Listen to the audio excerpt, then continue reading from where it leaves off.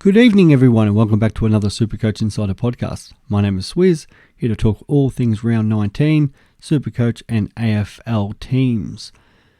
As always, we really appreciate all your support. Thank you for continuing to check us out on all our channels, in particular the YouTube. We're there on SoundCloud, Spotify, Stitcher, Swiz26 or Supercoach Insider 100 on the Twitter, where I'll always love talking footy or Supercoach. For us, or for me this week, it was 25.42, which put me up 154 spots to 397 overall. The only disappointing thing was not jumping on with Chris and Ben, their late decision to go Bont, which got 181, so well done to those boys. But the 135 helped by Goldie's last quarter of 60 was good enough for me to take. So, yeah, no, pretty happy overall. Could have been slightly better. I think, in particular, Ben's been gloating about some of his captain decisions this year. Puts him second overall for all the people that Supercoach data follows in the Supercoach world. He's made some really good decisions there. And I love Supercoach data to let me know how many points I'm behind Ben on my vice captain decisions this year, because I feel like I'd be way ahead of him if I'd actually gone the same way. But, that's the way it goes sometimes. Congrats to our good mate and special guest last week, Abdul. He's moved into the top spot. Just a bit of an update there of the top 11 players. You've got Scotty. I think Scotty doesn't know, in 11th spot. And he's got 9 trades left, so going to be the big mover over these last 5 weeks. 5th spot's got 3 trades, and then the rest all have between 0 and 2. Abdul obviously was 0. A couple others there was 0. I think Prestia Premiers in 2nd might have 1 left. So it'll be really interesting to see if they make any decisions and trades this week, especially as we talk about these ins and outs. There's probably been a couple more, the important outs. Let's start with that this week. It's probably as we come on to the Sunday game, and the Blues have got an injured George Hewitt, and as you can see there, he's in my D7 spot because he is not playing. We've heard no news about this, bit out of the blue. So that's going to throw up some interesting dilemmas for super coaches this week. In particular, if Dawson doesn't get up, there's a lot of rumours about Dawson with illness, so we can only keep our fingers crossed that he stays in for those who have him. Obviously, those who don't have him will be wrapped because people could be eating a donut or even 2 donuts. And this is where it gets really interesting for league matchups as we're going into that last round of leagues, or in particular for overall. A couple of real interesting, it's more, I guess, non-named people. So Meek's his Lob's out, and Meek hasn't been brought in for Fremantle, but then just double check that come tomorrow. I don't think Meek's going to be named a sub, but it could be maybe a late in, which could affect Darcy's output, but a lot of people wanting to put Darcy as the vice captain. A big non-out is non-in on the Sunday for Collingwood Essendon is Grundy has not been picked. McRae has said he wants to get some more physicality into him and at training and just continue to work on his fitness there. So Darcy Cameron's in for another week. I know a lot of people who have Darcy Cameron are keen to go Cameron to Marshall and may even trigger that this week depending on their cash. With Marshall and his break even of 107, you can possibly hold off on 1 week. For the Saints, out is Ryder. Now that's big news for those who especially play for keeper or already planning their ruck. Their ruck set up for next year. A few people get really keen on that sort of situation. But in keeper drafts, I know a lot of people are sort of working out trades how to get Marshall in. Well, it's the double dilemma now because as good as he can be without Ryder without not being there for the next 5 weeks means Marshall's going to lose his dual position for next season. Well, most likely will lose his dual position for next season. And then the other thing that Ryder came out and said today, that he is keen to play on in his 35th year. So, it'll be interesting to see if the Saints want to go again. He's still a great player, even at 35 years old next season, but will continue to affect Marshall's output if he's there in the same side. So, maybe want to hold off going out all in and trying to get Marshall into your team for those keeper people. On that, there's some good rookies still floating around on a lot of waiver wires for the keepers. So before you get locked out on that, you might want to go and dig a couple up. An interesting one is Elijah Hollins. Now, a lot of keeper leagues already have him on their squad, but yeah, he is definitely playing this week for the Suns. For us classic players, that's a bit disappointing because we would have rather him at the start of the year or come into round 1 next year. A lot of talent, this kid, pick 7. He's going to have all the attributes. I think he's going to be an absolute star, but he has been suffering it's just been a long comeback from that knee injury that he had during his under 18 years, so it'll be interesting to see how he goes. The Lions have also brought back Rich and Zorko. I know a few teams have still got those two boys in, so that'll be very important there. And for the GWS, so we've got Noah Hamilton, and Weir is named on the extended bench, but out is Josh Kelly and Tom Green, so quite interesting there. Braden Bruce is also back in. I know a few people are still holding on to him, so yeah, that'll be good for those people who have him. And DeAmbrios has been named on the extended squad, but is currently in the 8th position on that bench, I think it is, and so is Carmichael as well. So DeAmbrios is on the 6th position, but still, I wouldn't think he'll get in that final team. So yes, this is where it gets really interesting about Dawson and Hewitt.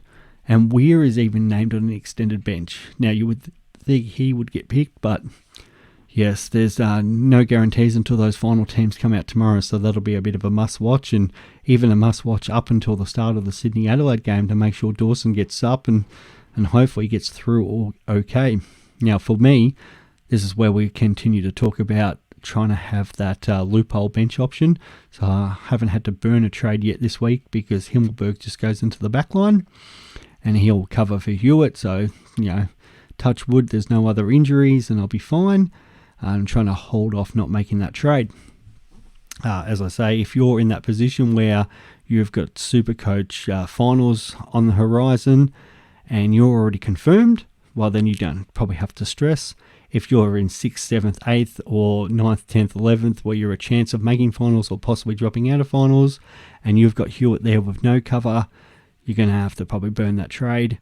Also, if you're a couple of people who I know in leagues that have multiple divisions and there's relegation up and you're in that zone, well, yeah, you're going to have to burn those trades. I know a couple of people have gone Hewitt to, say, Sinclair that they don't have, or even Bailey Dell, so some decent options there.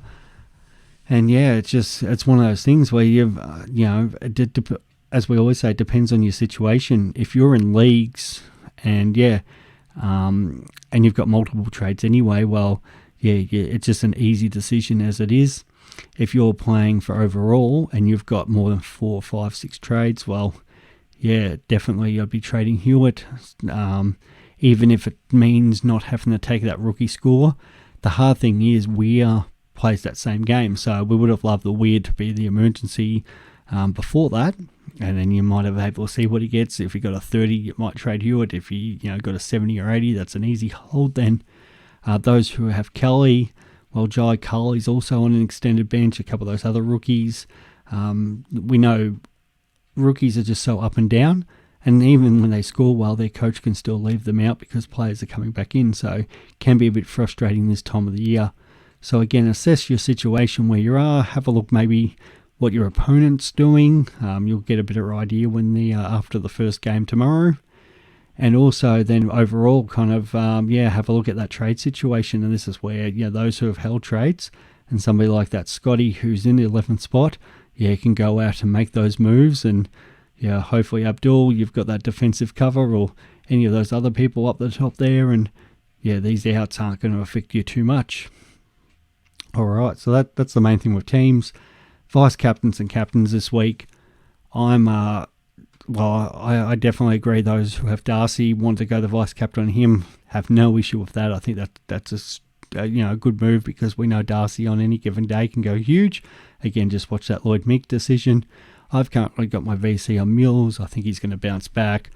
The Swans have copped a bit of flack about not winning sort of 3 in a row. This is the sort of game that they've been dropping all year, so I'm hoping Mills can have a big one there.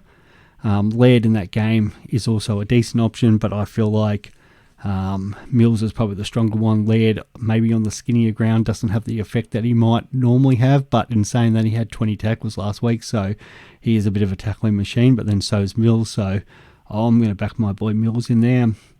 Captain options, you've got Neil playing the Suns.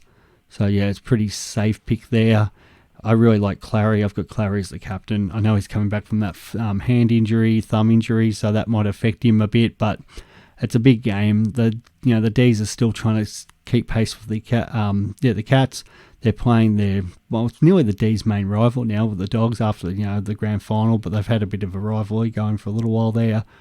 And I think Petrarca is going to get more of the attention, especially as a non-owner of Petrarca. I really hope he does, because he's absolutely towered the Dogs the last couple of times, in particular getting that Norm Smith medal. So I think Libba goes to Petrarca, and then Oliver can just run around and do whatever he wants. The big news there for the Doggies is Norton's back in, so we finally get to have a look at Norton, Ugelhagen and Bruce in the same forward line, which should mean Bont does play more midfield time. If the Dogs win, it'll be on the back of Bont, so those who might have the VC Bont into a Sunday player, that could be a really good move as well. Because, as much as the Dogs have some great other players in there, Libba and Treloar, McRae, and McRae's sort of been continuing to do what McRae does, gets that 120. But, if the Dogs are going to win, Bont's going to have to play a massive game. And we know it's in his range of outcomes that he can come out and score a 130, 140 plus any given week. He hasn't been doing it as much this season, but, we saw last week, it was all jump on the Bont bandwagon and the 180. Sunday options, you've got the Blues versus the Giants is interesting because the Giants no Kelly, no Green, which means Walsh and Cripps could be in for a decent game. Zach Merritt's been absolutely flying on the Sunday 3:20 game, but the problem is they're playing the Pies this week. Do the Pies actually let him go around and continue to do whatever he wants? And then those who have Jack Steele, and even maybe Sinclair, those could be both good backup captain options in the last game. Naturally, I know a lot of people think this curse, and even I've started to buy in on it, the Sunday curse, because some of the captains this year on a Sunday have been terrible. A little bit of a worry there, but I think it's they should still be strong enough options there playing West Coast. You'd think the Saints would bounce back this week. I think Zach Jones even got dropped, so Brett Ratten sort of sent a message there. So I would think they rebound. So for everyone out there who just plays leagues, good luck. Hopefully there's not more carnage. For those who drafts, get through those waivers, especially those keeper waivers this week. Before they sort of lock out. I know a couple of leagues, they've already started to lock out. So, there's some really good rookie options that have been dropped as people have been trying to win games. So, definitely go through that. And I wish everybody all the best for Supercoach this week. Bye.